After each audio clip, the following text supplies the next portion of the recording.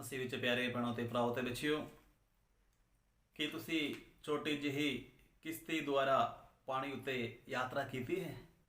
ਅਤੇ ਜੇਕਰ ਤੁਹਾਨੂੰ ਤੈਰਨਾ ਨਹੀਂ ਜਾਣਦੇ ਹੋ, ਇਹ ਕਿੰਨਾ ਭਿਆਨਕ ਹੋਵੇਗਾ ਜਦ ਹਵਾ ਚਲੇਗੀ। ਅੱਜ ਅਸੀਂ ਵੇਖਦੇ ਹਾਂ ਪ੍ਰਭੂ ਯਿਸੂ ਮਸੀਹ ਅਤੇ ਉਸਦੇ ਚੇਲੇ ਇੱਕ ਕਿਸ਼ਤੀ ਉੱਤੇ ਸਫ਼ਰ ਕਰ ਰਹੇ ਸਨ ਅਤੇ ਤੇਜ਼ ਹਵਾ ਚੱਲੀਆਂ ਸਨ। ਸਾਰੇ ਦਿਨ ਯੀਸ਼ੂ ਲੋਕਾਂ ਦੇ ਨਾਲ ਸੀ। ਲੋਕ ਉਸ ਤੋਂ ਦੂਰ ਜਾਣ ਲਈ ਤਿਆਰ ਨਹੀਂ ਸੀ। ਉਹ ਉਸ ਦਾ ਪ੍ਰਚਾਰ ਸੁਣ ਕੇ ਬਹੁਤ ਖੁਸ਼ ਸਨ। ਲੇਕਿਨ ਅਸੀਂ ਵੇਖਦੇ ਹਾਂ ਪ੍ਰਭੂ ਯਿਸੂ ਮਸੀਹ ਉਹਨਾਂ ਨੂੰ ਛੱਡ ਕੇ ਝੀਲ ਦੇ ਦੂਜਾ ਸਾਈਡ ਵਿੱਚ ਜਾ ਰਿਹਾ ਸੀ ਅਤੇ ਜਦੋਂ ਉਸਨੇ ਕਿਸ਼ਤੀ ਉੱਤੇ ਚੜ੍ਹਿਆ, ਉਸਨੇ ਆਰਾਮ ਕੀਤਾ। ਉਹ ਸੋ ਗਿਆ ਕਿਉਂਕਿ ਉਹ ਬਹੁਤ ਥੱਕ ਗਿਆ ਸੀ। ਅਤੇ ਅਸੀਂ ਪੜ੍ਹਦੇ ਹਾਂ ਸੰਤ ਮਰਕੁਸ ਦੀ ਅੰਜੀਲ ਦੇ 4 ਬਾਬ ਦੇ 37 ਆਇਤ ਵਿੱਚ, ਤਦ ਹਵਾ ਦਾ ਇੱਕ ਵੱਡਾ ਤੂਫਾਨ ਚੜ੍ਹ ਆਇਆ ਅਤੇ ਲਹਿਰਾਂ ਕਿਸ਼ਤੀ ਨਾਲ ਟਕਰਾਉਣ ਲੱਗ ਪਈਆਂ। ਇਸ ਲਈ ਕਿਸ਼ਤੀ ਪਾਣੀ ਨਾਲ ਭਰ ਚਲੀ ਸੀ, ਪਰ ਉਹ ਕਿਸ਼ਤੀ ਦੇ ਪਿਛਲੇ ਹਿੱਸੇ ਵਿੱਚ ਗੱਦੀ ਉੱਤੇ ਸੁੱਤਾ ਪਿਆ ਸੀ। ਚੇਲਿਆਂ ਨੇ ਉਸ ਨੂੰ ਜਗਾਇਆ ਅਤੇ ਕਿਹਾ, ਗੁਰੂ ਜੀ, ਤੁਹਾਨੂੰ ਕੋਈ ਫਿਕਰ ਨਹੀਂ, ਅਸੀਂ ਗਰਕ ਹੋ ਰਹੇ ਹਾਂ। ਪਿਆਰਿਓ, ਤੁਹਾਨੂੰ ਕੀ ਲੱਗਦਾ ਹੈ ਕਿ ਯੀਸ਼ੂ ਹਵਾ ਬਾਰੇ ਨਹੀਂ ਜਾਣਦਾ ਸੀ?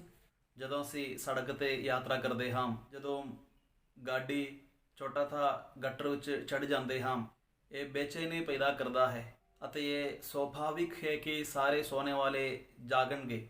ਪਿਆਰੇ ਦੋਸਤੋ, ਸਭ ਤੋਂ ਪਹਿਲਾਂ ਸਾਨੂੰ ਇਹ ਸਮਝਣ ਦੀ ਜ਼ਰੂਰਤ ਹੈ ਕਿ ਯੀਸ਼ੂ ਉਹਨਾਂ ਸਾਰੀਆਂ ਹਵਾਵਾਂ ਤੋਂ ਜਾਣੂ ਹੈ ਜੋ ਅਸੀਂ ਸਾਰਿਆਂ ਦੇ ਜ਼ਿੰਦਗੀ ਵਿੱਚ ਵਗਦੀਆਂ ਹਨ। ਸਾਡੀ ਜ਼ਿੰਦਗੀ ਵਿੱਚ ਉਸ ਦੇ ਗਿਆਨ ਤੋਂ ਬਿਨਾਂ ਕੁਝ ਵੀ ਨਹੀਂ ਹੁੰਦਾ ਹੈ। ਇੱਥੇ ਅਸੀਂ ਵੇਖਦੇ ਹਾਂ ਚੇਲਿਆਂ ਦਾ ਇੱਕ ਸਮੂਹ ਜੋ ਇਹ ਸਭ ਕੁਝ ਭੁੱਲ ਜਾਂਦੇ ਹਨ ਕਿ ਪ੍ਰਭੂ ਯਿਸੂ ਮਸੀਹ ਉਹਨਾਂ ਦੇ ਨਾਲ ਨਹੀਂ ਹੈ। ਬਹੁਤ ਵਾਰ ਜਦੋਂ ਅਜਿਹੀਆਂ ਤੂਫਾਨ ਸਾਡੇ ਜ਼ਿੰਦਗੀ ਵਿੱਚ ਵੀ ਵਗਦੀਆਂ ਹਨ, ਅਸੀਂ ਵੀ ਉਸ ਪ੍ਰਭੂ ਨੂੰ ਮਹਿਸੂਸ ਕਰਨ ਦੀ ਕੋਸ਼ਿਸ਼ ਨਹੀਂ ਕਰਦੇ ਜੋ ਸਾਡੇ ਨਾਲ ਯਾਤਰਾ ਕਰਦਾ ਹੈ।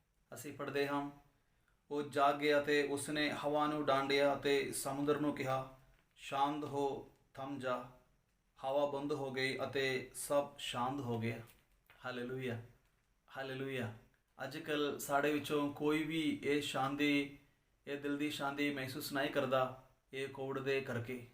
ਇਹ ਕੋਵਿਡ ਵੱਖ-ਵੱਖ ਤਰੀਕੇ ਦੇ ਨਾਲ ਕਾਫੀ ਲੋਕਾਂ ਨੂੰ ਬਹੁਤ ਨੁਕਸਾਨ ਪਹੁੰਚਾਇਆ ਹੈ। ਇੱਥੇ ਸ਼ਾਇਦ ਤੁਸੀਂ ਸੋਚ ਸਕਦੇ ਹੋ ਕਿ ਪ੍ਰਭੂ ਯਿਸੂ ਮਸੀਹ ਸਮੁੰਦਰ ਨੂੰ ਇਹ ਆਂਧੀ ਨੂੰ ਰੋਕ ਸਕਦਾ ਹੈ, ਤਾਂ ਕਿਉਂ ਪ੍ਰਭੂ ਯਿਸੂ ਮਸੀਹ ਇਹ ਕੋਵਿਡ ਉੱਤੇ ਕੰਟਰੋਲ ਕਿਉਂ ਨਹੀਂ ਕਰਦੇ? ਸਭ ਤੋਂ ਪਹਿਲਾਂ ਸਾਨੂੰ ਇਹ ਸਮਝਣ ਦੀ ਜ਼ਰੂਰਤ ਹੈ ਕਿ ਇਹ ਕੋਵਿਡ ਪਰਮੇਸ਼ਵਰ ਦਾ ਰਚਨਾ नहीं है, इंसान ਦੀ ਗਲਤੀ की वजह से ਇਹ ਬਿਮਾਰੀ ਫੈਲ ਗਿਆ ਹੈ। ਅਤੇ ਪ੍ਰਭੂ ਯਿਸੂ ਮਸੀਹ ਅਜਿਹੇ ਸੰਕਟ ਦੇ ਵਿੱਚ ਵੀ ਸਾਨੂੰ ਕੁਝ ਸਿਖਾਉਣਾ ਚਾਹੁੰਦੇ ਹਾਂ। ਇਹ ਅਸੀਂ ਸਮਝਣਾ ਚਾਹੀਦਾ ਹੈ। ਪ੍ਰਭੂ ਯਿਸੂ ਮਸੀਹ ਨੇ ਉਹਨਾਂ ਨੂੰ ਕਿਹਾ, ਤੁਸੀਂ ਕਿਉਂ ਡਰਦੇ ਸੋ? ਕਿ ਤੁਹਾਡੇ ਵਿੱਚ ਅਜੇ ਵੀ ਈਮਾਨ ਨਹੀਂ ਹੈ? ਅਸੀਂ ਸਾਰੇ ਉਸ ਉੱਤੇ ਵਿਸ਼ਵਾਸ ਦੀ ਘਾਟ ਕਰਕੇ ਡਰਦੇ ਹਾਂ। ਅਸੀਂ ਯੀਸ਼ੂ ਦੇ ਵਿਅਕਤੀ ਨੂੰ ਪੂਰੀ ਤਰੀਕੇ ਸੇ ਸਮਝਣੇ ਕੇ ਲਈ ਕੋਸ਼ਿਸ਼ ਨਹੀਂ ਕਰਦੇ ਹਾਂ। ਵਿਸ਼ਵਾਸ ਦੀ ਇਹ ਪ੍ਰੀਖਿਆ ਵਿੱਚ ਪ੍ਰਭੂ ਯਿਸੂ ਮਸੀਹ ਦੇ ਚੇਲੇ ਅਸਫਲ ਹੋ ਗਏ। ਪ੍ਰਭੂ ਯਿਸੂ ਮਸੀਹ ਦੇ ਚੇਲਿਆਂ ਨੇ ਸੁਣਿਆ ਤੇ ਵੇਖਿਆ ਹੈ ਜਿਹੜੇ ਸਾਰੇ ਚਮਤਕਾਰਾਂ ਪ੍ਰਭੂ ਯਿਸੂ ਮਸੀਹ ਨੇ ਕੀਤਾ ਹੈ, ਫਿਰ ਵੀ ਇਹ ਵਿਸ਼ਵਾਸ ਦੀ ਪ੍ਰੀਖਿਆ ਵਿੱਚ ਉਹ ਲੋਕ ਡਰ ਨੂੰ ਦਿਲ ਮੇਂ ਰੱਖਦੇ ਹੋਏ ਇਹ ਪ੍ਰੀਖਿਆ ਵਿੱਚ ਫੇਲ ਗਏ, ਅਸਫਲ ਹੋ ਗਿਆ। ਡਰ ਉਹਨਾਂ ਨੂੰ ਕਾਬੂ ਵਿੱਚ ਰੱਖ ਦਿਆ। ਪ੍ਰਭੂ ਯਿਸੂ ਮਸੀਹ ਦੇ ਚੇਲੇ ਸਾਰੇ ਪ੍ਰਭੂ ਯਿਸੂ ਮਸੀਹ ਦਾ ਇਹ ਚਾਰੇ ਚਮਤਕਾਰਾਂ ਸਭ ਕੁਝ ਵੇਖਿਆ ਹੈ, ਸੁਣਿਆ ਹੈ, ਫਿਰ ਵੀ ਇਹ ਵਿਸ਼ਵਾਸ ਦੀ ਪ੍ਰੀਖਿਆ ਵਿੱਚ ਉਹ ਲੋਕ ਅਸਫਲ ਰਹਿ ਗਿਆ। ਵਿਸ਼ਵਾਸ ਤੋਂ ਜ਼ਿਆਦਾ ਡਰ ਉਹਨਾਂ ਨੂੰ ਜਿੱਤ ਲਿਆ। ਉਹਨਾਂ ਦੇ ਦਿਲ ਵਿੱਚ ਪੂਰਾ ਡਰ ਸੀਗਾ। ਅਸੀਂ ਪੜ੍ਹਦੇ ਹਾਂ, ਉਹ ਖੌਫ ਨਾਲ ਭਰ ਗਏ ਅਤੇ ਆਪਸ ਵਿੱਚ ਕਹਿਣ ਲੱਗੇ, ਆਖਰ ਇਹ ਹੈ ਕੌਣ ਕਿ ਹਵਾ ਅਤੇ ਸਮੁੰਦਰ ਵੀ ਇਸ ਦਾ ਹੁਕਮ ਮੰਨਦੇ ਹਨ। ਹਾਲੇਲੂਇਆ। ਉਹਨਾਂ ਦਾ ਇਹ ਸਵਾਲ ਤੋਂ ਹੀ ਸਾਨੂੰ ਇਸका ਜਵਾਬ ਮਿਲਦਾ ਹੈ ਕਿ ਪ੍ਰਭੂ ਯਿਸੂ ਮਸੀਹ ਕੌਣ ਹੈ। ਇਹ ਖੁਦਾ ਦਾ ਬੇਟਾ ਹੈ। ਸਿਰਫ ਖੁਦਾ ਇਕੱਲਾ ਹੀ ਇਹ ਸਭ ਕੁਝ ਕਰ ਸਕਦਾ ਹੈ। ਕੋਈ ਵੀ ਆਮ ਇਨਸਾਨ ਮਨੁੱਖ ਸਮੁੰਦਰ ਨੂੰ ਇਹ ਹਵਾ ਉੱਤੇ ਕੰਟਰੋਲ ਕਰ ਨਹੀਂ ਪਾਏਂਗੇ। ਸਿਰਫ ਖੁਦਾ ਦਾ ਸ਼ਕਤੀ ਹੀ ਪ੍ਰਭੂ ਯਿਸੂ ਮਸੀਹ ਦੁਆਰਾ ਪ੍ਰਗਟ ਹੋ ਗਿਆ ਹੈ। ਜੇਕਰ ਪ੍ਰਭੂ ਯਿਸੂ ਮਸੀਹ ਨੇ ਸਮੁੰਦਰ ਨੂੰ ਸ਼ਾਂਤ ਕੀਤਾ ਤਾਂ ਹਵਾ ਨੂੰ, ਹਨੇਰਿਆਂ ਨੂੰ ਸ਼ਾਂਤ ਕੀਤਾ ਤਾਂ ਅਸੀਂ ਸਮਝ ਸਕਦੇ ਹਾਂ ਕਿ ਇਹ ਆਮ ਇਨਸਾਨ ਦੀ ਸ਼ਕਤੀ ਤੋਂ ਇਹ ਨਹੀਂ ਹੋ ਸਕਦਾ। ਇੱਥੇ ਵੀ ਅਸੀਂ ਕੁਦਰਤ ਦਾ ਸ਼ਕਤੀ ਪ੍ਰਭੂ ਯਿਸੂ ਮਸੀਹ ਦੇ ਵਿੱਚ ਪ੍ਰਗਟ ਹੋ ਕੇ ਅਸੀਂ ਮਹਿਸੂਸ ਕਰਦੇ ਹਾਂ ਕਿ ਪ੍ਰਭੂ ਯਿਸੂ ਮਸੀਹ ਖੁਦਾ ਦਾ ਬੇਟਾ ਹੈ। ਅਸੀਂ ਸਾਰੇ ਈਮਾਨ ਰੱਖਦੇ ਹਾਂ, ਲੇਕਿਨ ਸਾਡੇ ਵਿੱਚ ਵਿਸ਼ਵਾਸ ਨਹੀਂ ਹੈ। ਅਸੀਂ ਵਿਸ਼ਵਾਸ ਦੇ ਵਿੱਚ ਬਹੁਤ ਕਮਜ਼ੋਰ ਹਾਂ। ਪ੍ਰਭੂ ਯਿਸੂ ਮਸੀਹ ਦਾ ਸੰਦਨੀ ਛੋਟੀ ਤਰੇਸਾ ਇਸ ਤਰ੍ਹਾਂ ਆਪਣੇ ਕਿਤਾਬ ਵਿੱਚ ਲਿਖਿਆ ਹੈ, ਜੇਕਰ ਮੈਂ ਪ੍ਰਭੂ ਯਿਸੂ ਮਸੀਹ ਦਾ ਉਹ ਕਿਸ਼ਤੀ ਵਿੱਚ ਹੁੰਦਾ ਤਾਂ ਮੈਂ ਪ੍ਰਭੂ ਯਿਸੂ ਮਸੀਹ ਨੂੰ ਕਦੇ ਤੰਗ ਨਹੀਂ ਕਰਨਾ ਸੀ, ਪ੍ਰਭੂ ਯਿਸੂ ਮਸੀਹ ਨੂੰ ਮੈਂ ਨਹੀਂ ਜਗਾਉਣਾ ਸੀ, ਕਿਉਂਕਿ ਮੈਨੂੰ ਪਤਾ ਹੈ ਪ੍ਰਭੂ ਯਿਸੂ ਮਸੀਹ ਮੇਰਾ ਖਿਆਲ ਰੱਖਣਗੇ ਅਤੇ ਕੁਝ ਵੀ ਮੇਰੇ ਵਿੱਚ ਨਹੀਂ ਹੁੰਦਾ ਪ੍ਰਭੂ ਯਿਸੂ ਮਸੀਹ ਦੇ ਗਿਆਨ ਤੋਂ ਬਗੈਰ। ਅਸੀਂ ਸਾਰੇ ਇਹ ਸਮਝਣਾ ਚਾਹੀਦਾ ਹੈ, ਸਾਡੀ ਜ਼ਿੰਦਗੀ ਦਾ ਕਿਸ਼ਤੀ ਦੇ ਵਿੱਚ ਪ੍ਰਭੂ ਯਿਸੂ ਮਸੀਹ ਹੋਵੇ ਤਾਂ ਫਿਰ ਵੀ ਇਹ ਹਨੇਰੀਆਂ ਇਹ ਤੂਫਾਨ ਜ਼ਰੂਰ ਆਉਣਗੇ।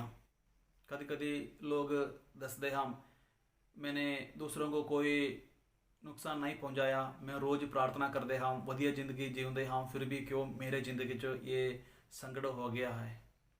ਜੋ ਲੋਕ ਰੋਜ਼ ਪ੍ਰਾਰਥਨਾ ਕਰਦੇ ਹਨ, ਜਦੋਂ ਉਹਨਾਂ ਦੇ ਜ਼ਿੰਦਗੀ ਵਿੱਚ ਇਸ ਤਰ੍ਹਾਂ ਸੰਕਟ ਦੁੱਖ ਮੁਸੀਬਤ ਪਰੇਸ਼ਾਨੀ ਆਉਂਦੇ ਹਨ, ਕਦੀ ਕਦੀ ਉਹ ਲੋਕ ਸੋਚਦੇ ਹਨ ਕਿਉਂ ਖੁਦਾ ਮੇਰੇ ਜ਼ਿੰਦਗੀ ਦੇ ਵਿੱਚ ਕਿਉਂ ਇਸ ਤਰ੍ਹਾਂ ਹੁੰਦੇ ਹਾਂ। ਮੈਨੇ ਹਰ ਦਿਨ ਹਰ ਪਲ ਬਹੁਤ ਗਹਿਰਾਈ ਸੇ ਜ਼ੋਰ ਦੇ ਨਾਲ ਪ੍ਰਾਰਥਨਾ ਕੀਤਾ, ਫਿਰ ਵੀ ਕਿਉਂ ਮੇਰੇ ਜ਼ਿੰਦਗੀ ਦੇ ਕਿਸ਼ਤੀ ਵਿੱਚ ਇਹ ਲਹਿਰਾਂ ਪਾਣੀਆਂ ਕਿਉਂ ਭਰੀਆਂ ਚਲੀਆਂ ਹਨ। ਇਸ ਤਰ੍ਹਾਂ ਦਾ ਸੋਚ ਇਹ ਕੋਵਿਡ ਦੇ ਸਮੇਂ 'ਚ ਹਰੇਕ ਇਨਸਾਨ ਦੇ ਦਿਲ ਵਿੱਚ ਜ਼ਰੂਰ ਆਉਣਗੇ। ਵੱਖ-ਵੱਖ ਰੀਤੀ ਦੇ ਨਾਲ ਇਹ ਤੂਫਾਨ ਸਾਡੇ ਜ਼ਿੰਦਗੀ ਵਿੱਚ ਆ ਸਕਦਾ ਹੈ। ਪਰਿਵਾਰਿਕ ਜ਼ਿੰਦਗੀ ਦਾ ਪਰੇਸ਼ਾਨੀਆਂ, ਬਿਮਾਰੀਆਂ, ਇਹ ਹਾਲਤ ਦੇ ਵਿੱਚ ਜਦੋਂ ਨੌਕਰੀ ਕੇ ਬਿਨਾਂ ਜ਼ਿੰਦਗੀ ਗੁਜ਼ਾਰਨਾ ਔਰ ਕਾਫੀ ਲੋਕ ਐਡਿਕਸ਼ਨ ਦੇ ਵਿੱਚ ਰਹਿਣਾ ਹੈ। ਵੱਖ-ਵੱਖ ਰੀਤੀ ਦੇ ਨਾਲ ਅਸੀਂ ਸਾਰੇ ਇਹ ਪਰੇਸ਼ਾਨੀ ਮਹਿਸੂਸ ਕਰਦੇ ਹਾਂ।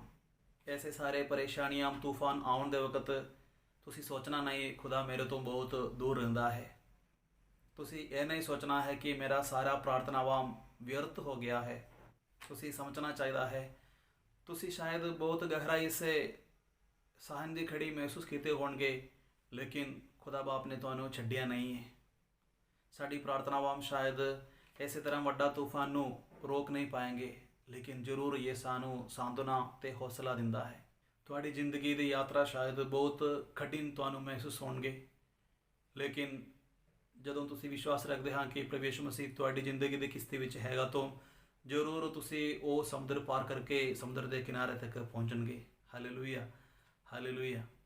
ਅਸੀਂ ਸਾਰੇ ਵਿਸ਼ਵਾਸ ਰੱਖੀਏ ਕਿ ਜਦੋਂ ਪ੍ਰਭੂ ਯਿਸੂ ਮਸੀਹ ਸਾਡੀ ਜ਼ਿੰਦਗੀ ਦੀ ਕਿਸ਼ਤੀ ਵਿੱਚ ਹੈਗਾ ਤਾਂ ਮੇਰਾ ਜ਼ਿੰਦਗੀ ਸੁਰੱਖਿਅਤ ਹੈ।